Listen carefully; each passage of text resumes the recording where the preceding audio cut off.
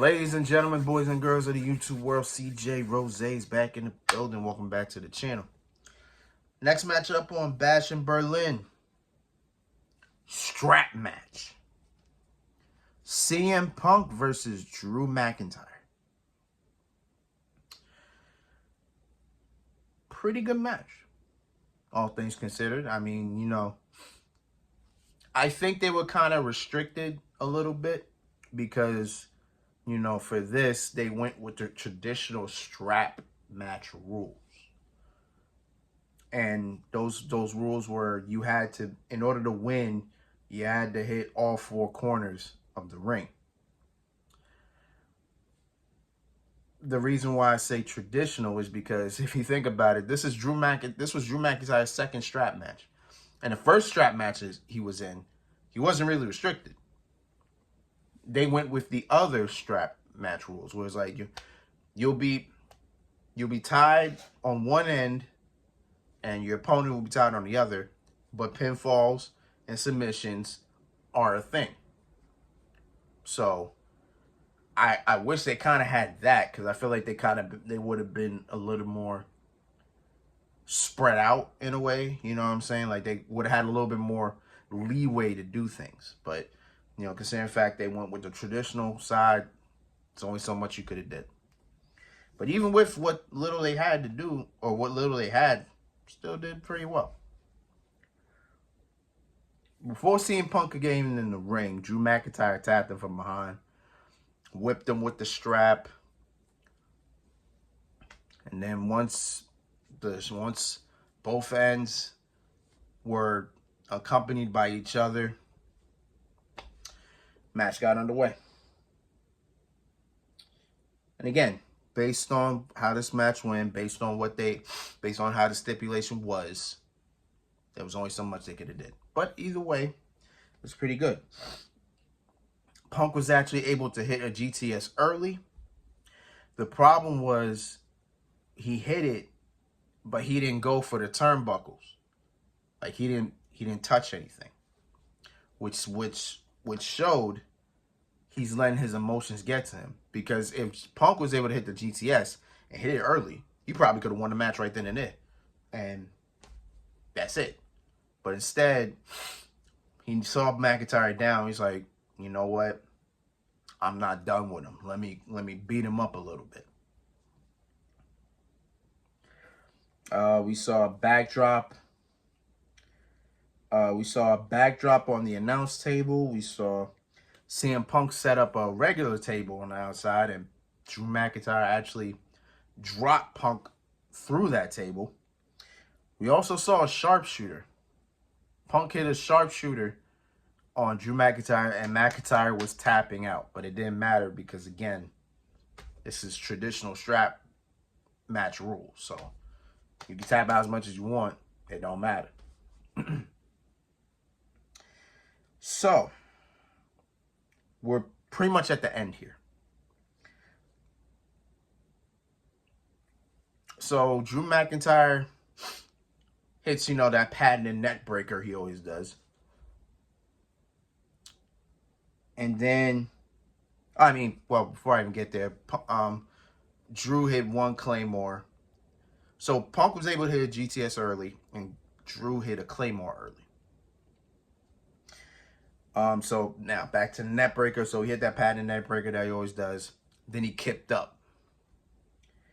When Drew kicked up and was on his feet, he decided to go into his trunks and pull out the bracelet. The same bracelet that has drove Punk mad for the fact that he doesn't have it. Drew McIntyre took the bracelet out of his trunks. Mind you, he took the bracelet out his trunks, put it on his wrist, and then proceed to kiss it. That strap, for however long, was right on your balls. Right there. It was just sitting there for, again, whoever knows how long. You take it out. It's probably hot as hell. It probably is hot. Who knows? Puts it on his wrist and then says, "You know what? It may got my balls all over it, but I'm still gonna kiss it." And that's exactly what he did. I'm like, man. I'm like, man. That's crazy. But as he got the bracelet on his wrist, he goes into the corner. He does the Claymore countdown. And then, boom, he hits the Claymore. Claymore connected. And then Drew proceeds to touch 1, 2, 3 corners. Before he could even get to the last one, Punk was able to have his head up and pull McIntyre back. And McIntyre's trying to pull Punk forward. It's a tug of war at this point. Punk gets up and gets the best of McIntyre, sets him up, go to sleep. So as Punk hits the go to sleep, he now says, all right, I'm going to do what I should have done before. Taps one corner. Yeah, taps one corner. Taps the other corner. Before he even gets to the third corner, he picks Drew up again. Boom, go to sleep.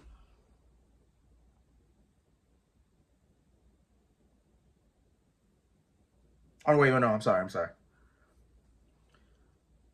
So before Drew hits the final, turnbuckle, Punk gets up, he stops and pulls him forward. Boom, GTS. Now, Punk hits one corner.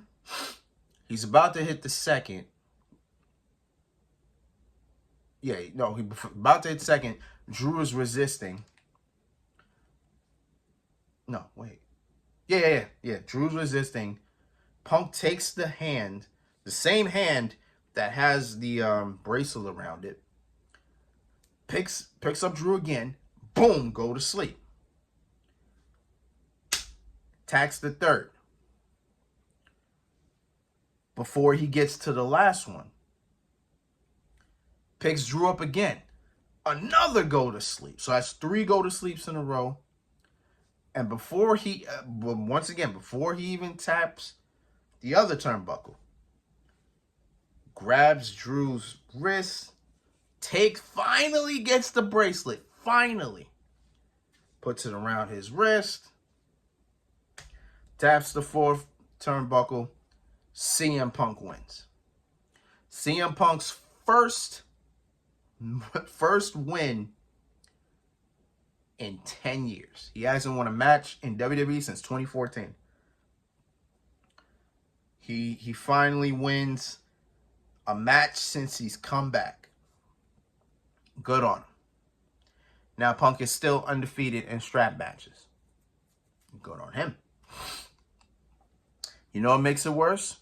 He got the bracelet back after the match. Guess what Punk did? Kiss the bracelet. So, again, we do not know how long that bracelet was against Drew's balls. Don't know. Probably full of sweat. It was probably hot as hell. But Drew kissed it, then Punk kissed it. So he needs to burn that bracelet and burn it now. I swear to God, burn it. Just you can make another one, bro. I'm sorry.